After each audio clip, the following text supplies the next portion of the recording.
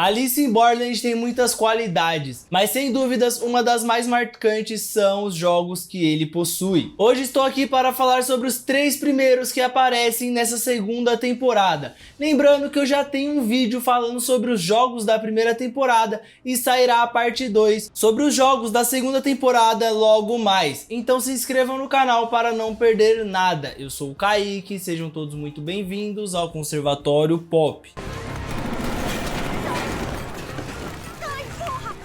A série começa e logo de cara já temos um jogo que irá ocorrer por toda a cidade. O jogo do Rei de Espadas, que consiste em um maluco altamente armado matando todo mundo que passa pela frente dele. Esse jogo ele vai durar durante toda essa segunda temporada, então não vou falar muito sobre ele porque ele é resolvido mais no final da temporada. Então eu vou falar sobre ele na segunda parte desse vídeo. Mas é um jogo muito importante, pois ele faz com que os personagens da trama principal ali se separem. Então o Xia e a Anne, eles acabam ficando para trás. E acompanhamos o Arisu, a Uzagi, a Kuina e o Tada no primeiro jogo, juntamente com o antigo inimigo.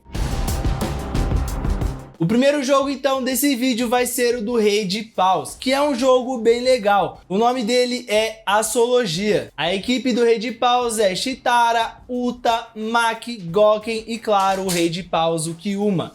O jogo tem duração de 2 horas e vence quem pontuar mais. Cada equipe começa com 10.000 pontos a serem distribuídos ali da melhor forma que eles quiserem e optarem, mas o mínimo é 100 pontos. Existem 3 jeitos de marcar pontos aqui nesse jogo, são elas: confronto, que é quando um oponente encosta no outro. Quem tiver mais pontos vence. Um exemplo é o Kyuma com 3.000 pontos e o Niragi com 2.000. E assim o Kyuma vence. E o vencedor pega do perdedor 500 pontos. Porém dá para se unir com outro membro da sua equipe e assim somar pontos para derrotar o inimigo. O segundo meio são pelos botões. E por toda a arena foram distribuídos 6 botões dentro de containers. Ao apertar, a equipe ganha o número de pontos que está no botão. Os pontos variam entre 500 a 3.000 pontos. E o terceiro e mais importante ponto é a base. Ao tocar na base do inimigo, a equipe ganha 10.000 pontos, né? Cada membro ali ganha 10.000 pontos. Porém, para defender a base, o guardião, que é um membro da equipe que está protegendo a base, ao encostar nela, fica com pontos infinitos, tirando assim todos os pontos do adversário que tocar e o matando. Depois que conseguir tocar no bastão ou após os confrontos, os jogadores ficam inativos, só podendo voltar a jogar quando tocarem na própria base. Essas são as regras, vamos agora ver o que acontece nesse jogo. A equipe de Arisu começa bem, montando uma estratégia ali de distribuir os pontos entre si, e quem corre mais fica com menos pontos, quem corre menos fica com mais pontos, e eles se dividem em duplas. O guardião Tata fica com o mínimo possível, que é 100 pontos. Kuina e Arisu encontram um botão de 2.000 pontos. A Kuina aperta e recebe esses pontos. Após apertarem o botão, Kyuma aparece e diz que quer um X1 com o Arisu ali, dizendo para eles viverem no limite, que eles podem morrer já naquele dia. Arisu aceita e vence o duelo, pois a outra equipe dividiu os pontos igualmente. Pois segundo Kyuma, todos são iguais, então se um morre, o outro morre. Que eu achei uma estratégia meio idiota assim, né? Porque, pô, tem que fazer uma estratégia ali, é vida e morte, né? Então tem que fazer uma estratégiazinha ali, melhor ali, pra que as pessoas consigam vencer, né? E tudo mais, mas beleza, show de bola, né? O jogo continua e a equipe de Arisu vai roubando pontos do adversário, até que a equipe do Rei de Paus decide um plano maluco. Eles vão tudo para cima do Tata, pois ele só pode tocar em um, enquanto os outros conseguem sim tocar na base. Chitara é quem o Tata toca e ele toma um laser na cachola e vai de arrasta pra cima. Agora o placar está invertido. A equipe local lidera por 28.500 pontos e a equipe desafiante tem 24.500. O plano do Arisu agora é de separar e procurar botões, porém a equipe do Rei de Paus está um passo à frente e todos abandonam a base para ir fazer um confronto direto e apertar botões. Afinal de contas, a equipe desafiante estava abalada e não faria nada que fosse colocar uma coisa em risco, né? Não fosse colocar a vida deles em risco. Faltando 30 minutos, eles perdem por 12.000 pontos de diferença. Porém, o homem tem um plano e eles colocam em prática. O Zag atrai o Gogen para longe em uma disputa de corrida e parkour. Enquanto isso, Arisu, Niragi e Kuina duelam para tentar tocar na base. A lutadora consegue atrair o Maki para longe da base e o Arisu é tocado pelo Rei de Paus. porém ele estava inativo e ambos tomam um choque. Niragi consegue sim tocar no bastão e empurra Maki, e ambos tomam um choque e caem no chão. Kuina então tenta correr para tocar no bastão, mas Maki se recupera do choque e impede ela. Assim, o plano dele vai para o beleléu. Após isso, a equipe continua separada, né? Os planos deles falhou, então eles ficam meio debilitados, eles ficam meio em choque, e aí eles se separam e a Uzagi consegue encontrar no botão, mas ainda faltam 500 pontos. Ela então é confrontada pelo escroto do Niragi, que joga ela no chão e tenta violentá-la, mas Arisu chega na hora para impedir isso e sabuga ele de porrada, né? Esse ceboso malditão aí. Arisu encontra Kyuma e começa um papo filosófico com ele. Arisu diz que o ajudou demais a entender que deveria ouvir os seus aliados e não só pensar sozinho nos planos. Nosso protagonista pede para apertar a mão de Kyuma mais uma vez, uma última vez. E ele aceita o gesto, afinal de contas, eles estão ganhando por muitos pontos, então não teria problema. Porém, o Arisu ganha o confronto e vemos o que aconteceu. Tata, cansado de ser um estorvo e sempre ser escrotizado, pede que Arisu arranque a sua mão e duele com Kyuma. Assim, somaria os pontos do Arisu com os 10.100 do Tata. E assim é zerado o primeiro jogo. Porém, pelo sacrifício, Tata morre.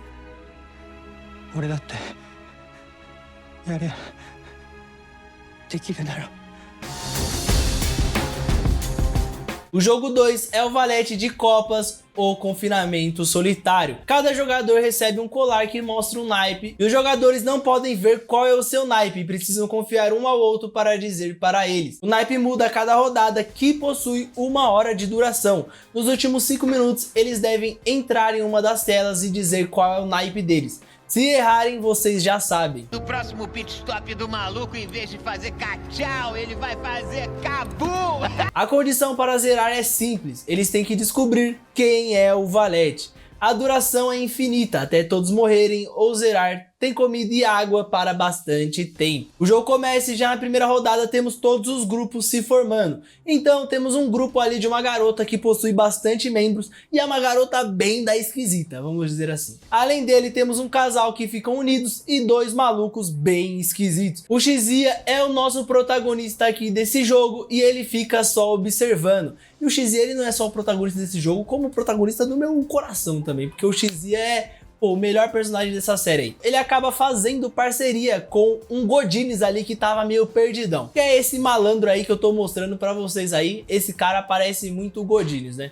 Não pode me dar uma pista? Além disso, eles entram no grupo da garoa maluca lá que tinha bastante gente. E aí tem uma dupla que se forma meio que a força, que é de um guri ali e de um bocozão que fica forçando ele a dizer qual é o naipe dele. Porém, ele nunca se vira pro moleque dizer qual é o naipe. Ele só fica exigindo que o moleque diga o naipe dele. A primeira rodada acaba suave, ninguém morre. Porém, na segunda rodada, o jogo realmente começa. Após ser escrotizado pelo valentão, o garoto recebe o auxílio de um daqueles 2 estranhos que diz para ele falar o naipe errado para esse valentão, que acaba morrendo nessa rodada. A garota bizarra, com um grupo grande, diz que ele é o Valete, que deveriam matar ele nessa rodada. Porém, não era ele e o jogo continua. Ela achou que era ele porque ele disse o naipe errado ali para aquele maluco. Só que, pô, o cara tava tomando porrada. Lógico que ele ia dizer o número errado uma hora ou outra. O naipe, no caso. E essa garota, ela continua a jogar com a vida das pessoas,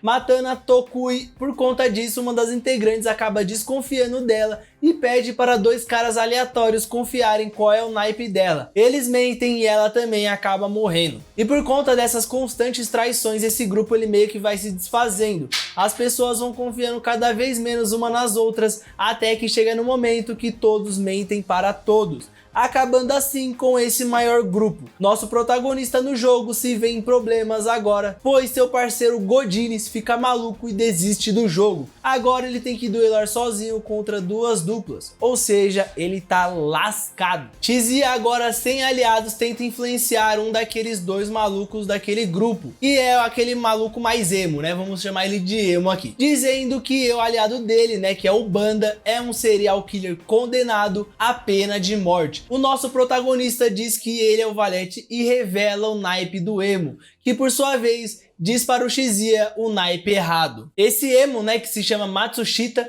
se encontra com o Banda e diz que o nosso protagonista é o Valete e que ele iria morrer nessa rodada, e enquanto isso aquele casal conversa e o homem diz que o Banda é o Valete, pois ele viu o Banda dizendo para que aquele garoto mentisse para aquele valentão do começo do jogo. Shizuya tenta pedir para Kotoko revelar o naipe dele, mas ela não o faz, porém ele fala o certo para ela. Chegando na última rodada, Shizuya não tem muito o que fazer e precisa chutar entre duas opções. Quando o tempo acaba, ouvimos uma explosão. O Matsushita sai e se revela o Valete de copas, achando ter vencido, porém Shizuya, grande Shizuya, sai da cela e diz que ele sabia que era ele o tempo todo. Então ele e Banda começa a revelar os motivos, desde ter achado que seria melhor se aliar a um serial killer para despistar até se comunicar com a Kotoko. E eles se comunicavam através dos biscoitos que tinham com 4 sabores.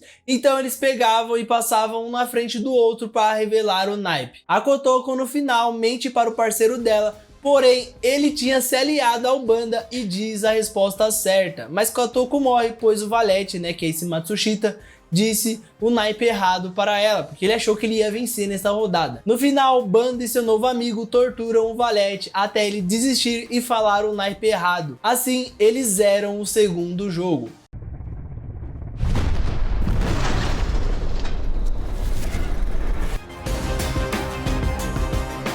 O jogo 3 é o jogo da Rainha de Espadas e o nome é o Checkmate, e condiz em uma espécie de pega-pega no qual todos têm um rei e uma rainha. A da Rainha de Copas é a própria rainha, e tudo mais. E o do time desafiante é uma criança que está com a Uzagi e com o Arisu. O jogo tem 16 rodadas, a cada rodada as equipes vão se alterar para tentar tocar o botão do time oposto. Fazendo isso, essas pessoas que tiveram seu botão tocado ficam inativos na rodada e na próxima eles se juntam para o lado contrário. Exemplo, o Arisu é um desafiante e toca em um maluco da rainha. Esse maluco vira do time do Arisu na rodada seguinte. Deu para entender? O time da rainha começa com 4 integrantes e ela. Os desafiantes com 16, cada rodada tem 3 minutos. O jogo começa e a rainha e sua equipe conseguem pegar 5 integrantes do time desafiante. Ela mostra toda a sua técnica e habilidade nesse jogo. Quando vira a rodada, eles tentam voltar para o lado desafiante, mas a rainha bate neles para impedir. As rodadas estão passando e vemos que as pessoas estão querendo se alinhar mais ao lado da rainha, pois eles acreditam que esse é o único jeito de vencer e não precisariam mais sair daquela arena e nem fazer novos jogos. Faltando apenas o Arisu, a Uzagi e o garotinho, a rainha pede que peguem o Arisu, pois ela gostou dele. Ela vai com tudo para cima do Arisu, mas a Uzagi entra na frente para impedir.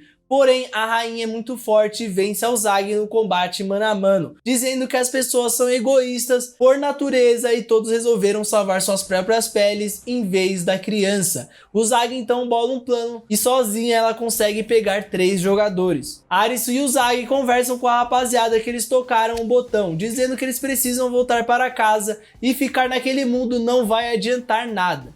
Eles ficam meio receosos, dizendo que aquele mundo era uma bosta, e a Uzagi concorda. Mas ela diz que mesmo com as coisas ruins, naquele mundo ainda existia muitas coisas boas. Um deles que ouviram o que ele estava falando se entrega, porém um daqueles que tinham sido pego vai embora e volta pro lado da rainha. Arisu arma uma arapuca das boas e ele consegue atrair o maior número de jogadores até o alto daquele local. Quando eles tentam tocar nele, ele pega uma corrente e foge. Enquanto isso, a rodada muda e Uzagi e a cavalaria chega para apertar os botões de toda a rapaziada da rainha. O jogo termina nessa rodada com eles dando checkmate nela, zerando assim esse terceiro jogo.